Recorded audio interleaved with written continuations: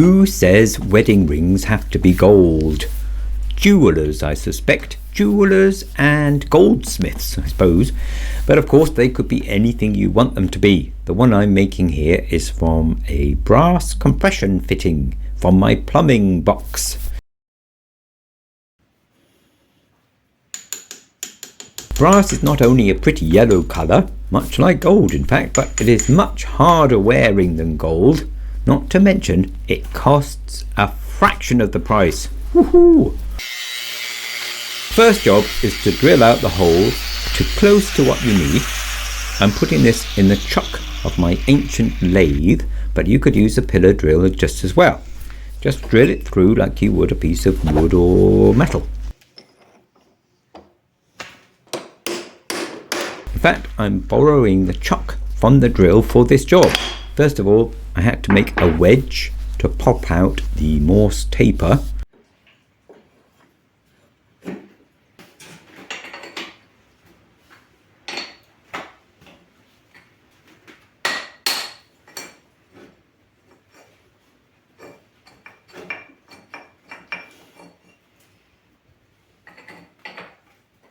I just wanted to try drilling in the lathe with the speed turned down.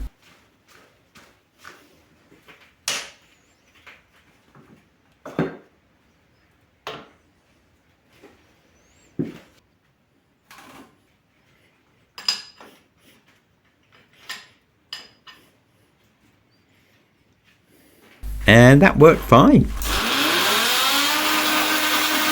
Of course, the real advantage of using cheap plumbing parts instead of expensive gold is that you can make a wedding ring yourself with ordinary workshop equipment, and surely your wife or your husband would appreciate that above all else. How many people can say, "My spouse made this for me. Isn't it lovely?" I'm happy to say that my wife Sandra likes that sort of thing anyway. I'm aiming for 19.5 millimeters internal diameter, but this was the closest drill bit under that I had. And this next bit is just me experimenting with the lathe. I'm very new to all this metalworking one, and it's very exciting. I wanted to mill out the hole just a little, and I looked at the crusty internal cutter tool that I have.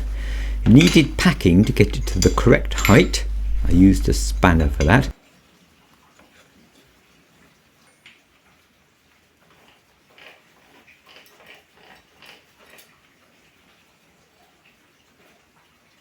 But really it's just a bit too big to fit inside this little hole.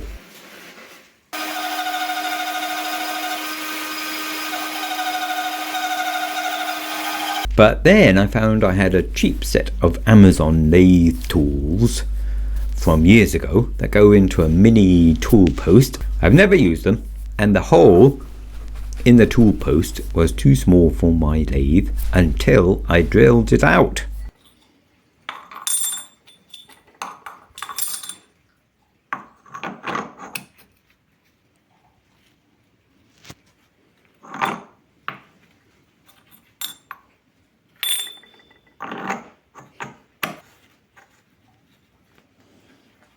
And I did take a little off the inside of the ring with it, but really this was all unnecessary. I could have just skipped to the filing stage, as you could, and I'll show you that in a minute.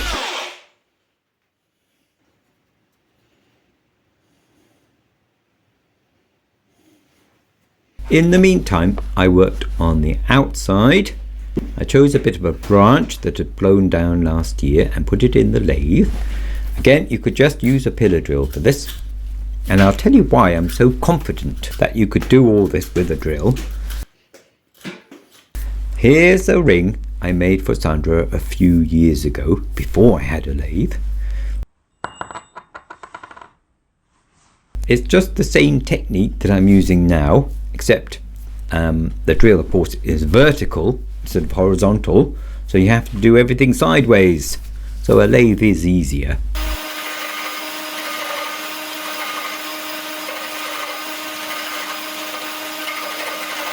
I roughed down the stick till it was tapered.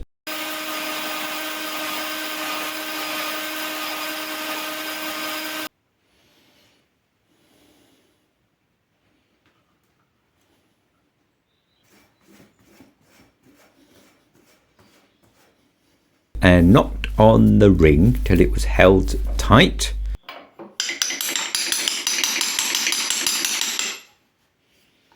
It's easy in the lathe to turn down the top and the sides.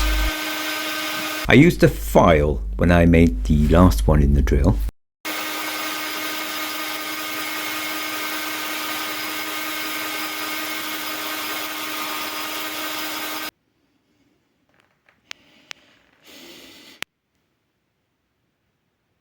And I did try to cut from the left hand side, which was a bit silly because of course that just pushed the ring off the taper.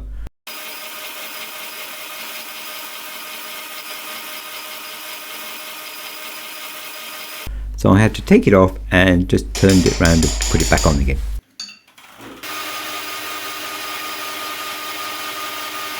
Cleaning up on the outside is easy with fine glass paper. The inside is much trickier.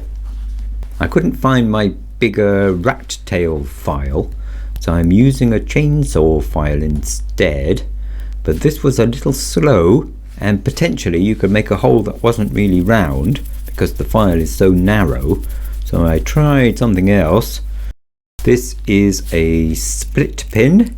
I found it works very nicely for holding glass paper, though I did use a rubber band to stop it flapping about too much. Actually, the first wedding ring that Sandra wore belonged to her father and it was gold, but it wore away rather sadly and broke after a few years. Farm work is not good for jewellery, and carrying heavy buckets is particularly not good for rings, finger rings. So I made her that earlier one from brass because that's all I had, and she says she loves it. And who am I to disagree? But Sandra has working woman's hands, and in cold weather that ring can get a little tight. And now I have a lathe, I thought I'd make another one and show you how to do it. And this one is just a little bigger than the previous one, just about 1/2 millimeter bigger. Incidentally, Sandra has worn that ring most days for the last 10 years since then, and it hasn't turned her finger green or caused it to drop off or anything like that. In fact, it still looks pretty good. Shiny, shiny.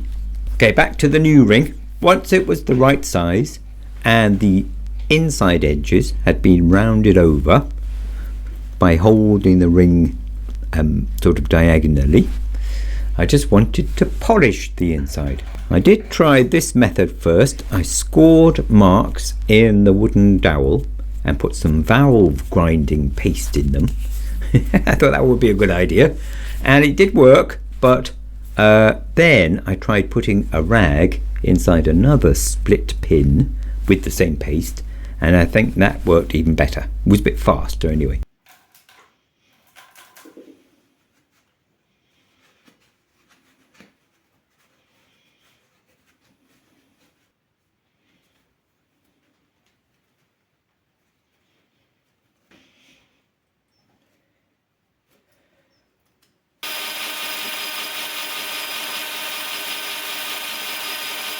And that's it. It just needs a clean up with a rag, a clean rag now.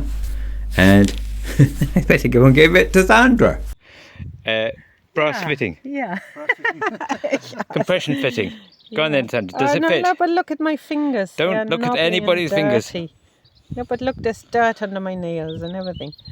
Yeah, because you're a working woman. Yeah. Oh. How is It's it? just the joint that's all gone knobbly. Yeah. So that's the problem. Probably have to make. Can you say anything nice about the ring? It's beautiful. It's We only sparkling. got all right for the fence. Yeah, well, I've just driven for the last 2 hours on a really windy road with, with 2 dogs farting gently in my. So no, it's all good. It's sparkly. Look, lovely. Thank Sparkly. you very much, There and you it go. fits perfectly. And I can pull it off. Oh, I can pull it on. Yeah. And yes, I do.